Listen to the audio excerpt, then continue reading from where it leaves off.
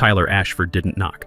The conference room door flew open like he owned the place, which, technically, his daddy did. I was mid-sentence explaining our AES-256 encryption protocol to 3 Pentagon officials when this kid strutted in wearing a suit that probably cost more than most people make in a month. "Mason, we need to wrap this up," he announced, not even looking at our guests. "I have real business to discuss." 22 years in Navy signals intelligence teaches you to read situations fast. I'd handled classified briefings with admirals who could end careers with a word. This wasn't tactical incompetence. This was deliberate disrespect. Colonel Barnes, who'd been taking notes on our cybersecurity architecture, slowly looked up. Next to him sat Dr. Amanda Foster from DARPA and Commander Pierce from Naval Intelligence. These weren't junior analysts. They were decision makers on a $340 million defense contract. And this pampered brat had just dismissed them like they were interrupting his lunch. "Gentlemen," I said, keeping my voice steady, "perhaps we could reschedule for tomorrow morning?" After they left, stone-faced and clearly unimpressed, Tyler plopped into the head chair like he'd just solved world hunger. "Dad wants to see you in his office." Now, here's the irony. 20 years protecting classified communication systems, from submarine operations in the Pacific to counterintelligence work in Norfolk, and I'm getting ordered around by some trust fund kid who probably couldn't spell encryption without spell check. That $92,000 bonus hitting my account in exactly 48 hours, it wasn't just money. It was Rachel's spring semester at Georgetown, international relations major, dean's list, my pride and joy.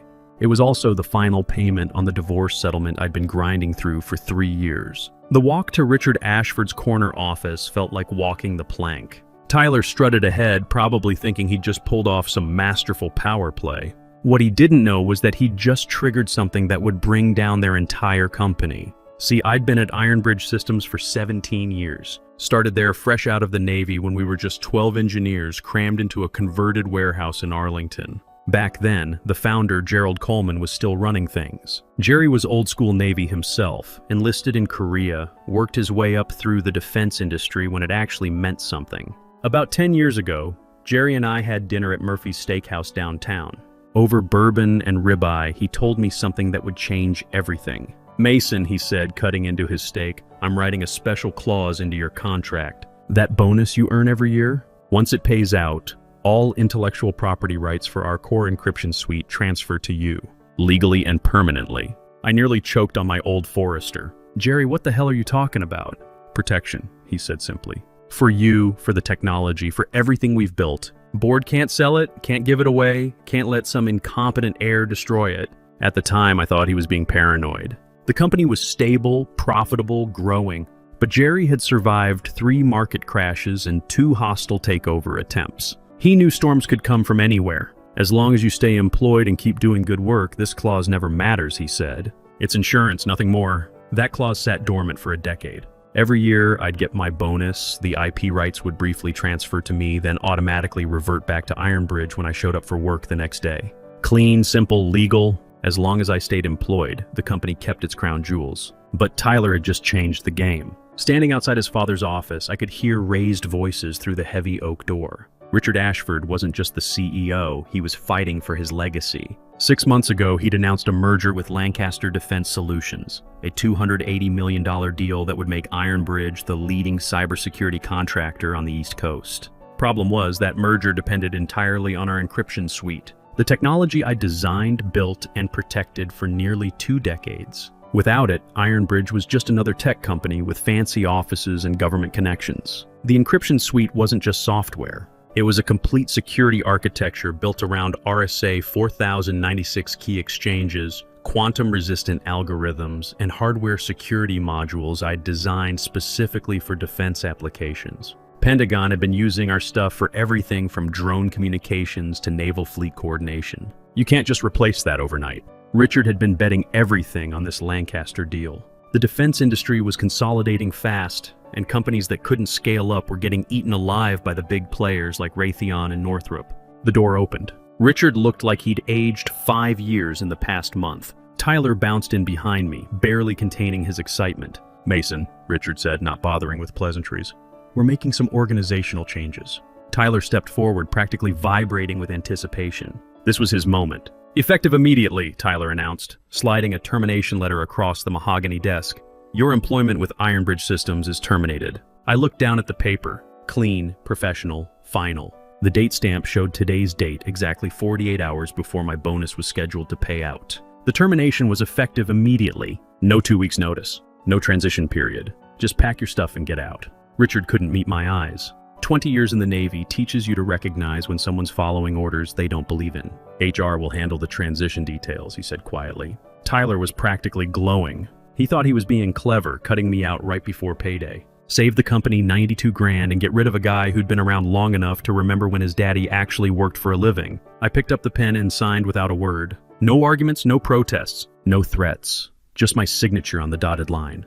The silence in that room was deafening. Tyler had expected drama, shouting, pleading, maybe some desperate negotiation. Instead, I just stood up, straightened my tie, and headed for the door. "That's it?" Tyler called after me. "No speech, no threats?" I turned back, looking him dead in the eye. Good luck with the Lancaster merger. His confusion was perfect. He had no idea what he'd just done. Here's what 22 years handling classified stuff teaches you.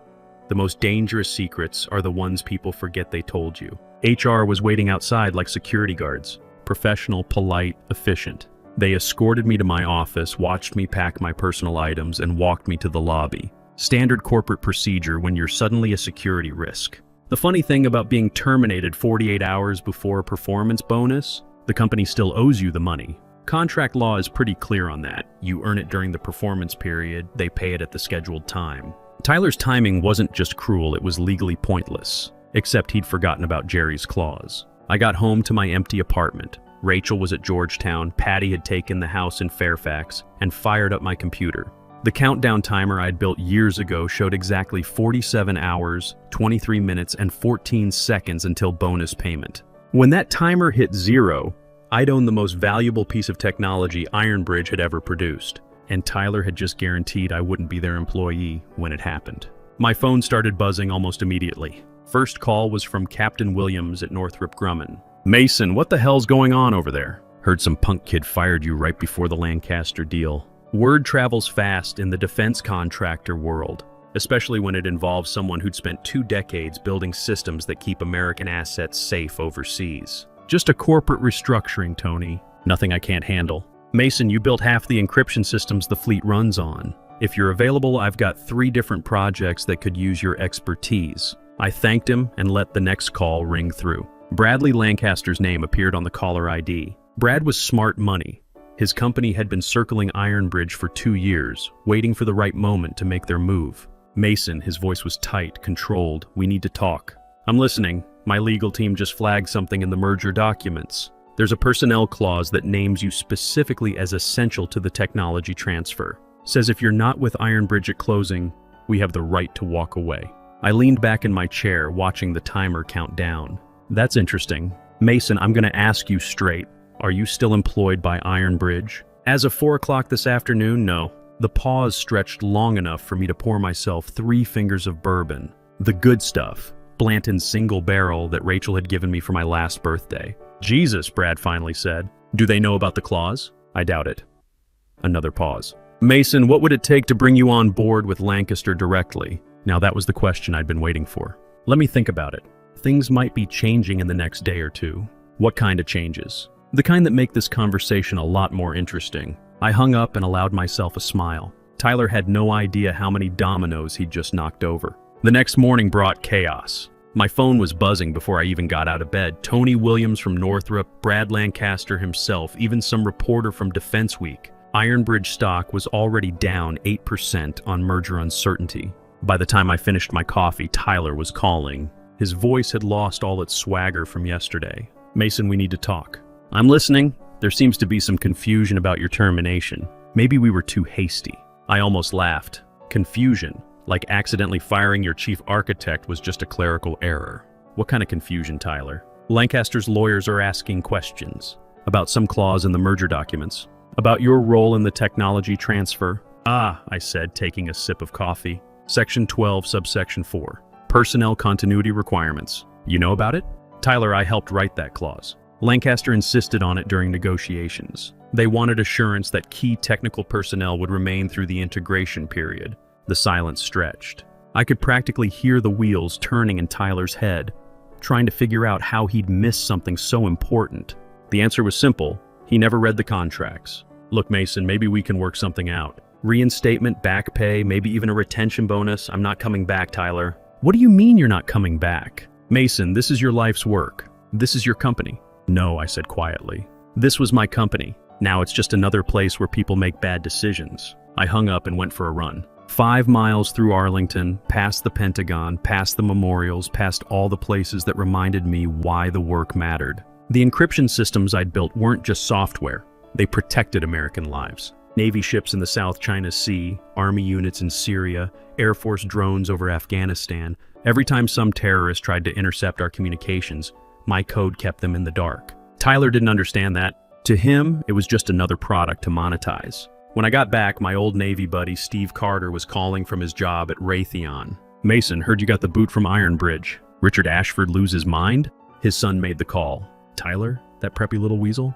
Hell, Mason, he couldn't find his ass with both hands and a GPS. What's Richard thinking, letting that kid run personnel decisions? Beats me, Steve. But it's done now. Well, if you're looking for work, we could use someone with your clearance level. Still got your TS/SCI? Current through next year. Good, we're bidding on a Navy contract for submarine communications. Right up your alley. After Steve hung up, I sat back and thought about the phone calls. In 24 hours, I'd already had 3 job offers from major defense contractors. Tyler thought he was destroying my career. Instead, he'd just advertised to the entire industry that I was available. My phone buzzed with a text from Rachel. Dad, saw the news about Iron Bridge stock dropping. Everything okay? I texted back, everything's fine, sweetheart. Don't worry about tuition money. Dad's got it handled. She responded with a heart emoji and love you, Dad. That's when it really hit me. Tyler hadn't just fired me. He'd tried to mess with my daughter's future. Rachel had worked her butt off to get into Georgetown. Dean's List. Every semester, internship at the State Department lined up for summer. Dreams of working in international relations. No way some trust fund brat was going to derail that. The afternoon brought more calls. Richard Ashford himself sounding desperate. Lancaster's legal team asking pointed questions about intellectual property ownership. I let them all go to voicemail and pulled up the contract Jerry had signed 10 years ago. Section 9, subsection 3. Clear as day, upon payment of annual performance bonus, all intellectual property rights for Encryption Suite v3. 7 and associated technologies shall transfer to Mason Brooks, individual proprietor. The clause was airtight. Jerry's lawyer had been military JAG before going private. He knew how to write bulletproof language. The transfer was automatic, triggered by bonus payment, irreversible without my written consent. By evening, the story had leaked. Key personnel terminated ahead of major defense merger was trending on LinkedIn. The stock had dropped another 6%. Message boards were full of speculation about what Iron Bridge's board was thinking, firing critical people right before a deal closing. Tyler called again around 8 p.m. This time he sounded different, scared. Mason, my father wants to meet with you. Tonight, name your price. For what? To fix this. To make this right. To save the company. I looked at the timer. 19 hours, 31 minutes, 8 seconds. Tyler, I said, there's nothing to fix. You made your decision yesterday. Now you get to live with it. Mason, please, this merger is everything. My father's legacy, my future, hundreds of jobs. Should have thought about that before you decided to play power games with people's livelihoods. I hung up and poured another bourbon. Outside, the city hummed along, oblivious to the corporate drama playing out in boardrooms and law offices across town. Tomorrow, when that timer hit 0, everything would change. Tyler thought he'd outmaneuvered me. Instead, he just handed me the keys to the kingdom. The next morning brought complete chaos. My phone hadn't stopped buzzing since dawn. Lawyers, executives, reporters, headhunters, everyone wanted to know what was happening, what I was planning, what it would take to fix this mess. I ignored them all and went for my morning run. The October air was crisp, leaves turning gold and red along the Potomac. Life has a way of putting corporate drama in perspective when you're watching the sunrise over the Lincoln Memorial.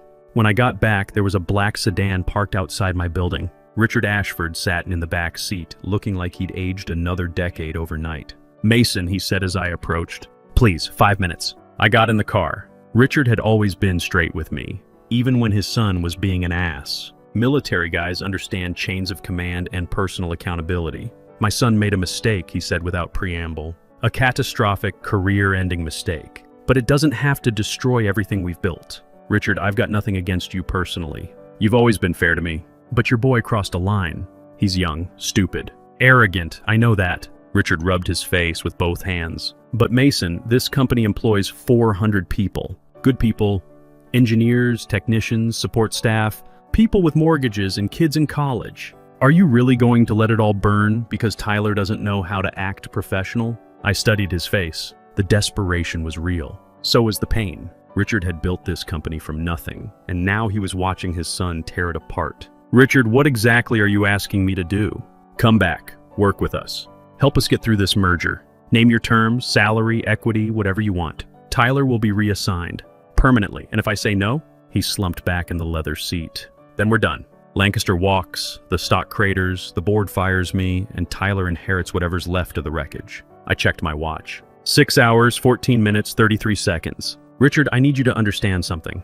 In about 6 hours, none of this is going to matter. Not the merger, not the stock price, not Tyler's future. In 6 hours, the game changes completely. What are you talking about? Ask Gerald Coleman's old lawyer. Check the contracts from 2014. Read Section 9 of my employment agreement. His face went pale. Richard was sharp enough to know that when someone mentions a specific contract section, it's not good news. Mason, what's in Section 9? The reason Tyler should have fired me in January, not October. I got out of the car and walked inside. Behind me, Richard was already on his phone, probably calling every lawyer in the building. 4 hours later, my phone rang. Margaret Reynolds, General Counsel for Ironbridge Systems. Mr. Brooks, we need to discuss Section 9 of your employment contract. I'm listening. According to our records, you have a performance bonus scheduled for payment in approximately 2 hours. Is that correct? That's correct. And according to Section 9, payment of that bonus triggers a transfer of intellectual property rights for the core encryption suite. Is that also correct? That's correct. Long pause. Corporate lawyers hate surprises, especially ones that can tank billion-dollar deals. Mr. Brooks, are you willing to negotiate? Negotiate what? A settlement, a resolution that protects all parties' interests. I looked at the timer. 1 hour, 53 minutes, 7 seconds. Margaret, I appreciate the call, but there's nothing to negotiate.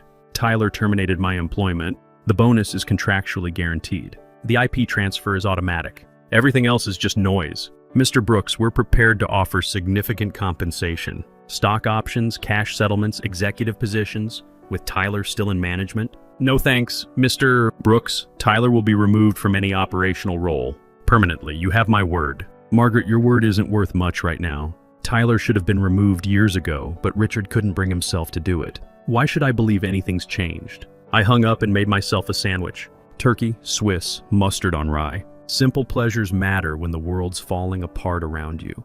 At 4:47 p.m., the timer hit 0. My computer chimed softly. New email notification from the automated contract system I'd designed years ago. The same system that tracked bonuses, equity vesting, and intellectual property transfers. Transfer complete. All rights to Encryption Suite version 3. 7 and associated technologies now held by Mason Brooks, individual proprietor. I downloaded the documentation. 47 pages of legal text, all culminating in one simple fact. I now own the technology that made Ironbridge Systems valuable. Tyler had tried to deny me $92,000. Instead, he'd handed me intellectual property worth about $50 million. My phone rang immediately. Bradley Lancaster. Mason, please tell me you're taking my calls. I am now. My legal team just confirmed it. You own the encryption suite. I do. Mason, we've been planning this merger for 2 years. We've spent $8 million in legal fees, due diligence, integration planning. But here's the thing, I'm not angry. I'm impressed. That wasn't what I'd expected to hear.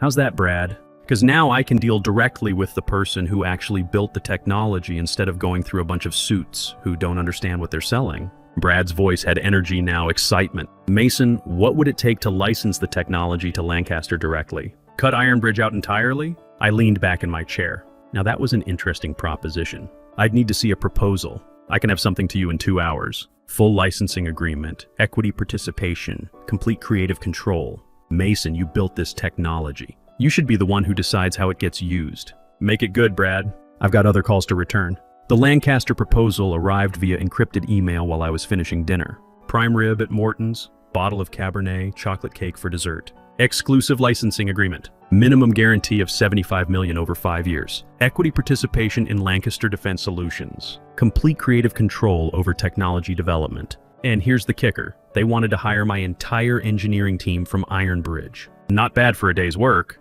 I called Brad from the restaurant. I've reviewed your proposal, and it's acceptable, with some modifications. What modifications? I want Tyler Ashford permanently barred from any role in the combined company. I want Richard Ashford to publicly acknowledge that his son's actions caused the situation. And I want a formal apology. Mason, that's pretty harsh. Brad, Tyler terminated me to avoid paying a $92,000 bonus. Because of his decision, Ironbridge has lost their most valuable asset. Their stock has cratered, and 400 people might lose their jobs. You want harsh? I could sell this technology to their competitors instead. Silence on the other end. I'll make the calls, Brad said finally. The news broke the next morning like a tsunami hitting the financial district. Defense contractor acquires encryption technology in direct deal, bypasses merger. Every major business outlet picked up the story within hours. Ironbridge stock opened down 43%. Trading was halted twice in the first hour. Phone calls were flooding in from investors, reporters, and competitors. The defense contracting world is smaller than people think.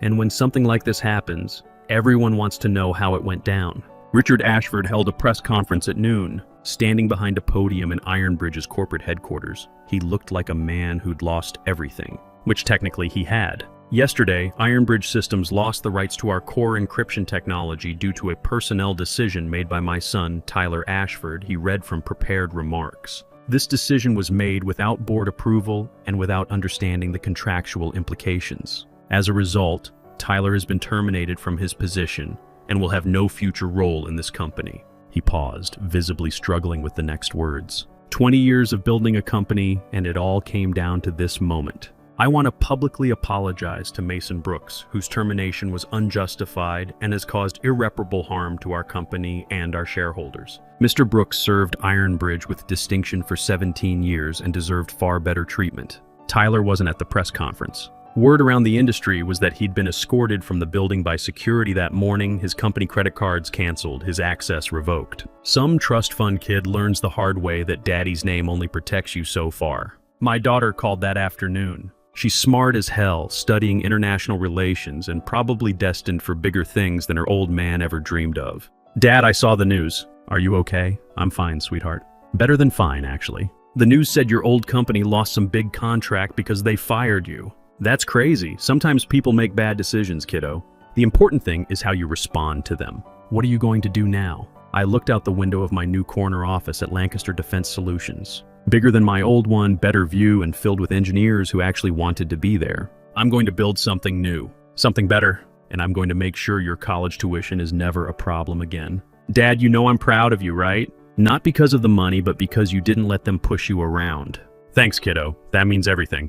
After she hung up, I sat back and thought about the past week. Tyler had tried to humiliate me, to cast me aside like yesterday's newspaper. Instead, he'd given me the best opportunity of my career. Brad Lancaster knocked on my office door around 4 o'clock. Mason, got a minute? What's up? Just got off the phone with Admiral Gregory at the Pentagon. They want to fast-track our submarine communications contract. Apparently, they're impressed with how we handled the transition. That felt good. Better than the money, better than the equity, better than watching Tyler's world fall apart. Knowing that the work still mattered, that American forces would still have the best encryption technology in the world.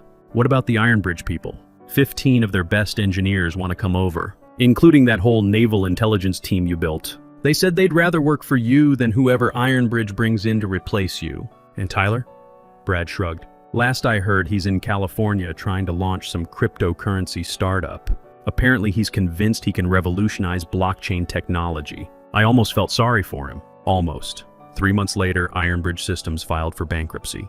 The patent portfolio was sold off to pay creditors. Richard Ashford retired quietly to his house in Martha's Vineyard, where he spends his days sailing and probably wondering where he went wrong. The engineers who joined Lancaster? They're building the next generation of defense encryption technology.